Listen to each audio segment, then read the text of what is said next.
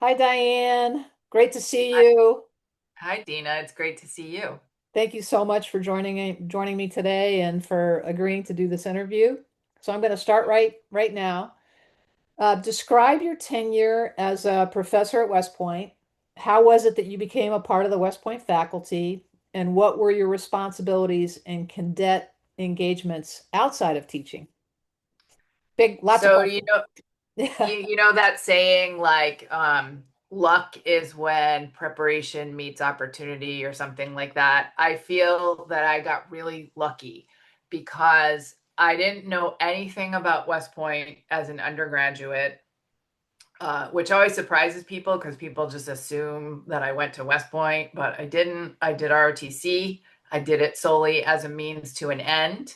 And Mhm. I didn't even know that women could go to West Point or like what it was about until maybe my third year of college. And my professor of military science was from the class of 67 or 68. He was like a Silver Star recipient and was somebody that I really admired. So I learned a little bit about the, the school and what the requirements were. And after I graduated from college, I got picked to be something called a gold bar recruiter, which is basically you're hanging out snowbirding until it's time for you to go to your basic course.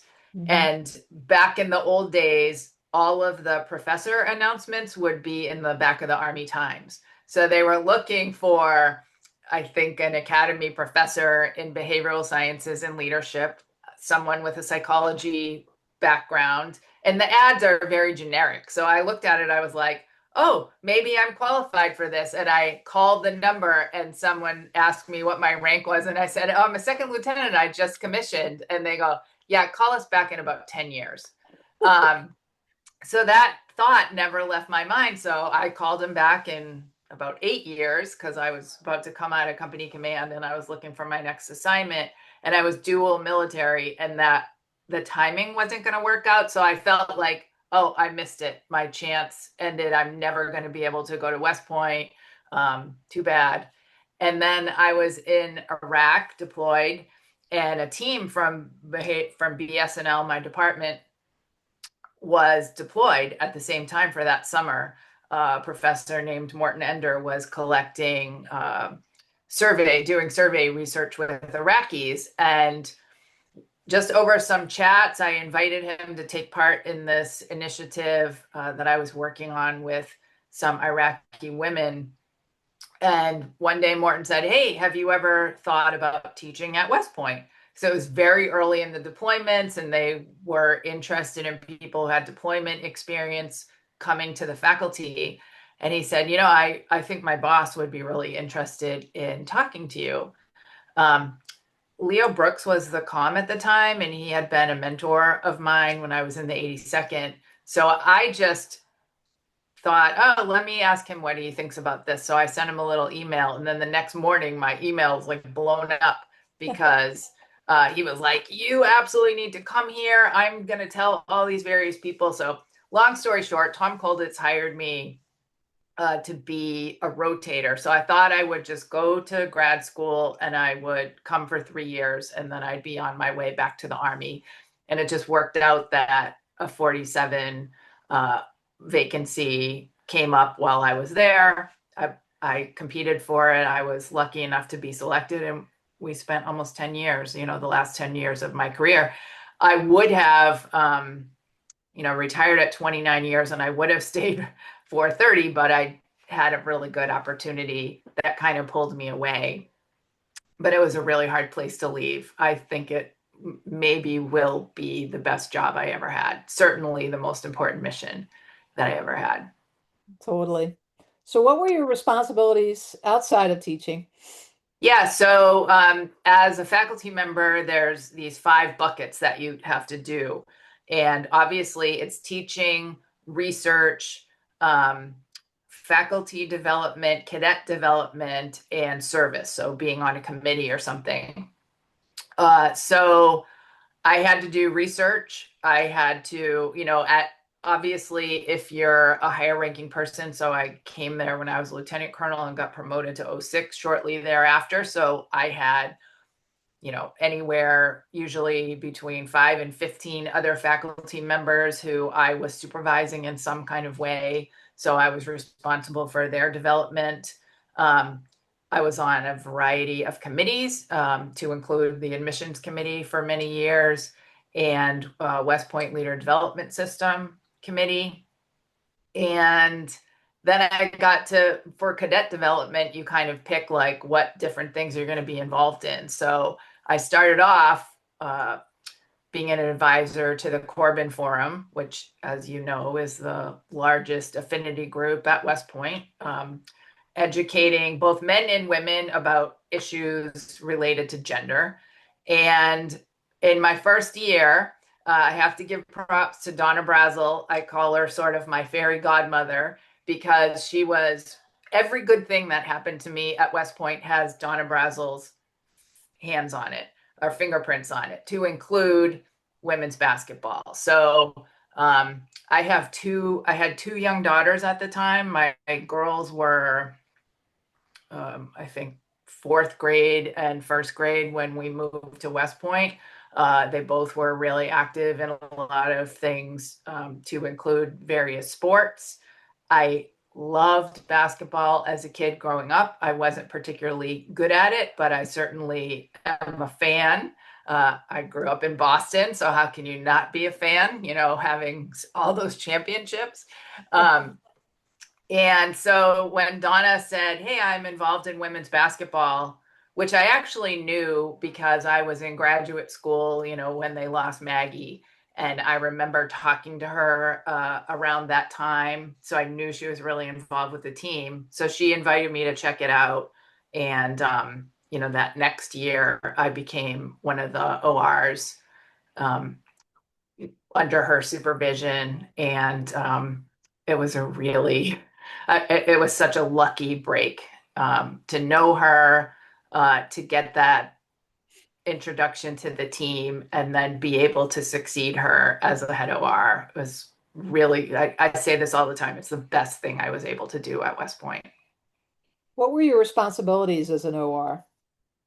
So when I was, just the one of many ORs, we sponsored cadets, we hosted them over the breaks. So I had sort of differing degrees of relationships with the people on the team. And then obviously you would have a certain number of games that you would sit the bench for and be in the locker room and support the team and make sure, they got their ration money, or there's like some administrative logistics things. But, mostly it's to be supportive in any kind of way, answering questions. My very first away game that I ever supported, we went to Holy Cross, which is where I graduated from. And there was either a snowstorm or a windstorm. 2 years in a row, we got stranded in Worcester. And coach used to say it was bad luck that I somehow orchestrated it so I could stay an extra day in my hometown. But that wasn't the case. But, when those kinds of things happen, the OR is kind of in charge, and has to make sure, everybody is safe. And you communicate back with the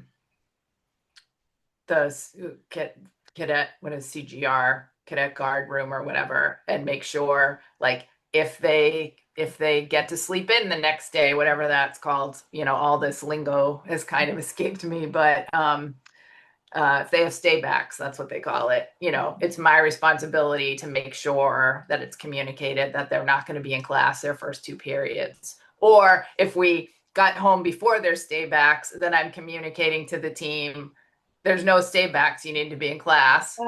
And then inspecting them and making sure they're like in the right uniform and those kinds of things. So those were my responsibilities as just like one of many ORs. And then as the head OR, obviously you're the person that's coordinating all of those things, like making sure the OR schedule is complete and people, they know what they're supposed to do. And then you're kind of a military advisor to the coaching staff to help them understand these are all the things that cadets are going through. Um, and I think that that was the best part of it, was like being able to work with the coaches, give them insight into what life is like in the Army, and help them to be better prepared to develop the players. Mm, awesome. What a job. From your view with the teams you supported and the cadets you taught, what are the unique challenges and opportunities of being an athlete and a student at West Point? I mean, athletes really don't get all the respect that they deserve. And I know you know this well, Mhm. but they're really, people think that they get special privileges, but the fact that they work so hard and they have so little free time when everybody else, yeah, maybe sometimes you're up practicing and non-core squad cadets are doing parade practice or whatever, but I think the demands of being an athlete far outstrip anything anybody else is doing.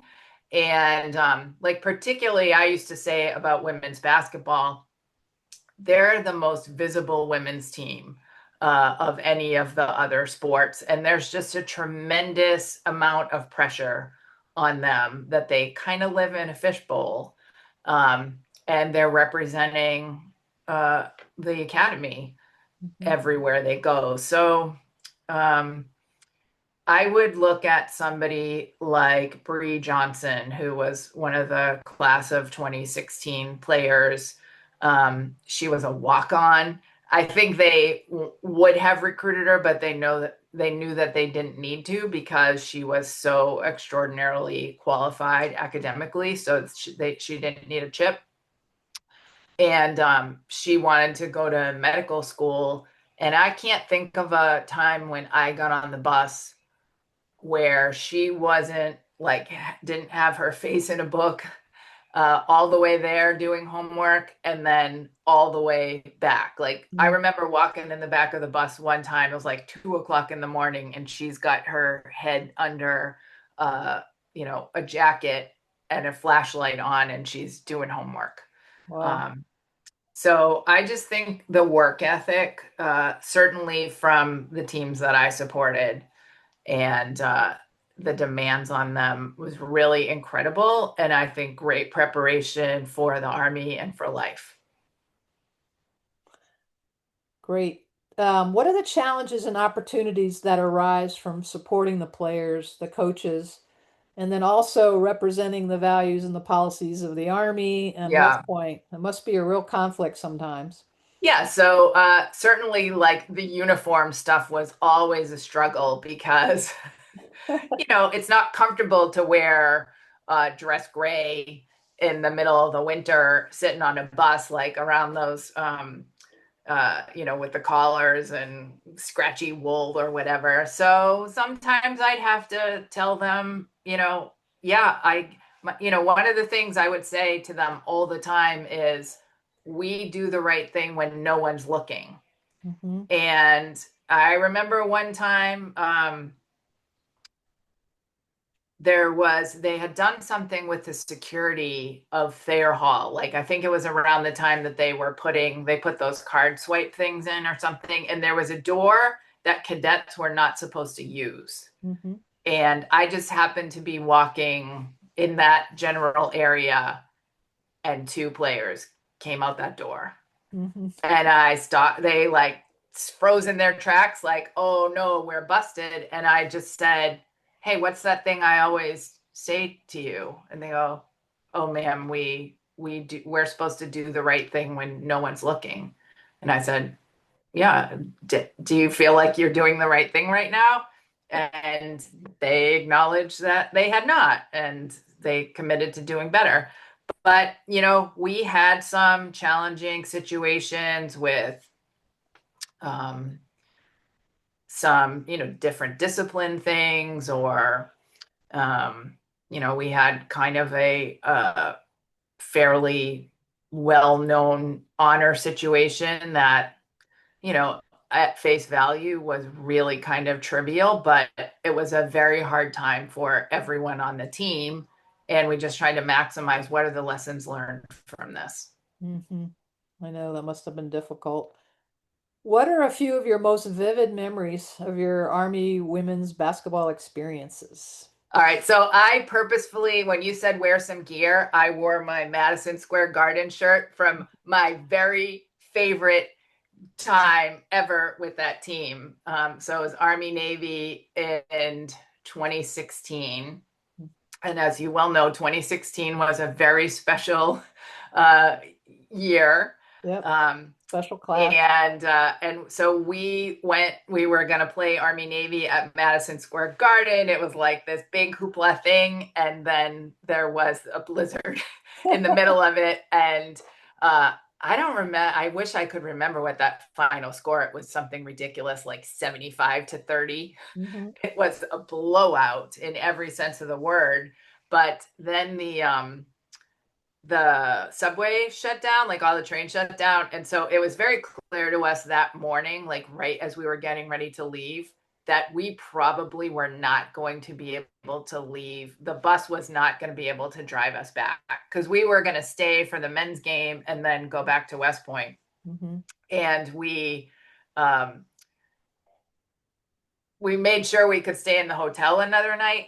And they shut the right when the game ended. They said, all right, men's game is canceled. Like the trains are shutting down an hour. People like running out of Madison Square Garden so they're not stranded in New York City. Um, we went back to the hotel. Maureen McGarity went into labor. That was Coach's daughter. So Rita, who was with us, Coach's wife, she had to get on the train because she had to get out of the city so she could go like help Maureen have her baby. And the rest of us went back to the hotel. And New York City was a ghost town because there were no trains running. So, all the kids from the team and my daughters had come to the city the night before and they were really mad about having to stay over, and there must have been something going on back at West Point, so they were kind of like, it was the best night of their life, Dina. They were like running around in Times Square making snow angels, and it was so much fun. And everyone talks about that night and that game and that whole experience. And that was really one of my favorite ones. But, the two times we went to the tournament was amazing. And then commissioning, when cadets would graduate, and we always had a special ceremony for them in Crystal Arena, and sending them off after you had them for 4 years and hoping they're going to go out and like be their best was just always really a special time. Sounds magical, magical. I'm just curious, do you still mentor or stay in contact with the alumni that you influenced at West Point, and Yeah, what does that look like? probably maybe half of at least half of the players. I mean, I obviously the magic of social media helps to people to stay much better connected, but I've probably written a dozen letters of recommendation for people, been to weddings, you know seen held babies, um, and we check on each other quite a lot. Particularly some of those classes when I was the head OR, the ones that I had for all 4 years that I was really close to, the girls that we sponsored. Um, I've promoted several of them. I was able to promote Erin Anthony and her husband to major. I check on her all the time. She's been amazingly successful in the Army, and I'm extremely proud of her. Mm-hmm. Just got Amy Ortner back to West Point, so that's pretty thrilling. And just being there for them in the same kind of ways. Obviously, not as frequently as when they were like in my kitchen every weekend or doing their laundry or stopping by to see what they could eat, but still keep in regular touch. and text from time to time, checking on them. And occasionally they'll say like, "Oh, ma'am, we saw this thing and it reminded us of you." So really, really special. Very special. So cool. Okay, we have a new coach, and I'm curious what advice you would give a new coach of a program that really may not have any military experience at all or understand the demands that we put on cadet athletes at the academies. I think you have to have a really good relationship with the OR and be willing to listen to them. And I have to say, I hit the jackpot with Dave McGarity and the assistant coaches that he had because um, I don't know if he would say this about himself. Maybe, actually, I think he would say it. I think we had a conversation about it one time where he believed that his number one priority was developing leaders first and then winning basketball games second. And I think that any coach of a West Point team needs to understand that that is their primary mission is developing those cadets. And I just want to talk about Dave for a minute, just because he was such an important person in my West Point experience. Mhm. And I think people who don't know him that well would see like this boisterous guy, like super demanding, like kind of in the faces of his players. And maybe if you were a parent, you'd be nervous about that. But I cannot think of anyone who better prepared those women for what they were going to face in the Army. And he was extremely demanding, but when he was proud of you, which was very often, you felt like you know, won the Olympics or something. I don't know. I can't imagine a better feeling. Like I've seen how women were transformed when he said he was really proud of them or they did a great job. They knew that was like the highest praise they could get as an athlete. Mhm. And we trusted each other implicitly. And there was at least one time, like at one time that I can think of, actually, I believe maybe only this one time, where he was really upset. And I sort of felt like he was in danger of crossing a line. I wouldn't say he crossed a line, but he was getting close where I was very uncomfortable.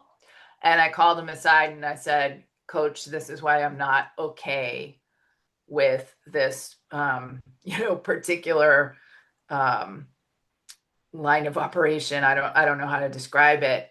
And he was like, "Thank you so much for saying that." Mhm. And he sort of like changed his tact.